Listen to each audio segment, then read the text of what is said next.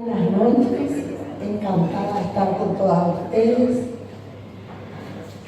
Me llamó Consuelo hace más o menos un mes y me comprometió a que yo estuviera hoy en esta cena. Yo a ella nada le puedo negar, y menos a esta sociedad de horticultura y jardinería, porque yo conocí y admiraba siempre a Perla Artaza de Adorno. Era la esposa del profesor Adorno, donde yo trabajaba en la clínica Fleming. Y decía el profesor: Perla me quiere acompañar a todos los lugares y de ahí tengo que venir cargado de plantas. Cuando se vendió su casa, yo lloré. Cuando se hizo el shopping en ese lugar donde era la casa de Perla, yo lloré, porque ese era un jardín botánico de plantas colectadas por todo el mundo. Y así vamos. Y así vamos. Por eso a mí se me antojó colocar en la contratapa del libro esta leyenda de los indios Cree. Allá por el año 1800 ellos escribieron lo que el ingeniero agrónomo le leyó. Se encontró en una cueva esto, y hoy se cumple exactamente, y se va a ir cumpliendo lo que ellos dijeron. Yo quiero ser breve porque quiero dejarles a todas ustedes una tarea. ¿Cuál va a ser la tarea? Después de estas breves palabras que yo voy a presentar, quiero que cada una de ustedes, en el lugar que estén, digan qué yo puedo hacer por mi planeta Tierra. Es algo preocupante. No dimensionamos nosotros lo que está ocurriendo en todo el mundo y lo que se predice ya para el año 2030.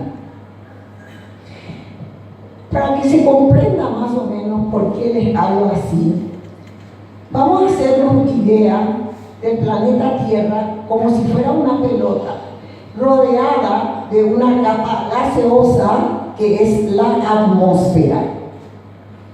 El Sol, siempre que hablo de esto me acuerdo de las máximas que escribía mi maestra en la escuela, que decía: el Sol da vida, luz y calor.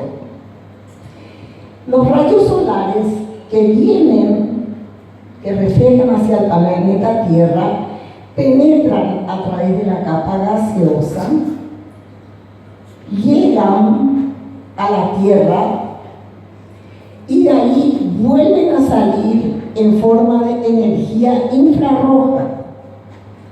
Vuelven a salir, a querer salir hacia el espacio, pero no pueden salir porque hay moléculas de gases que retienen esta energía.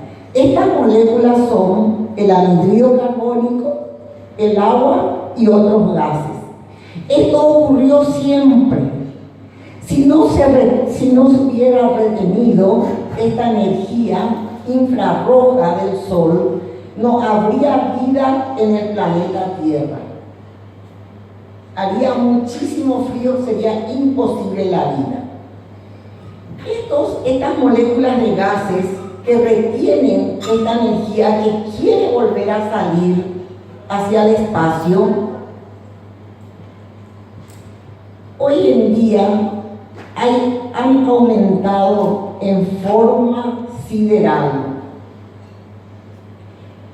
¿Y quiénes son los culpables? Nosotros, los hombres. ¿Cuáles son estos gases? Además del agua, que viene de la evaporación de los mares, además del anhídrido carbónico de nuestra respiración, el metano. El metano es un gas sumamente tóxico que queda allí en la primera capa de la atmósfera y no deja salir los rayos infrarrojos del sol. Está el ozono malo. El ozono malo no se forma porque sí, se forma por la combustión de los derivados del petróleo. Ese es el ozono malo. Después están los clorofluorocarbonos. ¿Qué son los clorofluorocarbonos? Son gases inventados por el hombre. Inventados por el hombre para la refrigeración de las heladeras, de los aires acondicionados, de los aerosoles. Estos clorofluorocarbonos, formados por cloro, flúor y carbono, son sumamente tóxicos y son los que quedan y aumentan esa salida de la energía solar hacia el espacio. Estos gases se llaman gases de efecto invernadero. Le comparan con un invernadero. Esto va en aumento. En progresión geométrica está aumentando. ¿Por qué está aumentando? Por la tala de los árboles. Porque las hojas de los árboles agarran el anhídrido carbónico de nuestra respiración y transforman en oxígeno que nosotros volvemos a respirar. Estos gases, cloro, flúor, carbono, inventados por el hombre para el aire acondicionado, para las heladeras y para los repelentes, están contaminando tremendamente nuestro planeta Tierra. Esto preocupó a las autoridades mundiales y en el año 1992 se hizo la primera cumbre de la Tierra en Río de Janeiro, donde asistieron representantes de 178 países en 1992, de 178 países y 400 representantes de organizaciones no gubernamentales. Y esto terminó con una serie de ítems donde los países ricos se comprometían a disminuir la emisión de los gases invernadero. Se volvieron a reunir 10 años después, en el 2002, y otra vez a los 20 años en Río de Janeiro, en el año 2012. ¿Y qué pasa? Se consiguió todo a medias. ¿Por qué a medias? Muchos países ricos cumplieron su promesa. Tal es así de que vemos en películas como en Holanda, Alemania, otros países andan en bicicleta o regulan la salida de vehículos a petróleo, que son los más dañinos.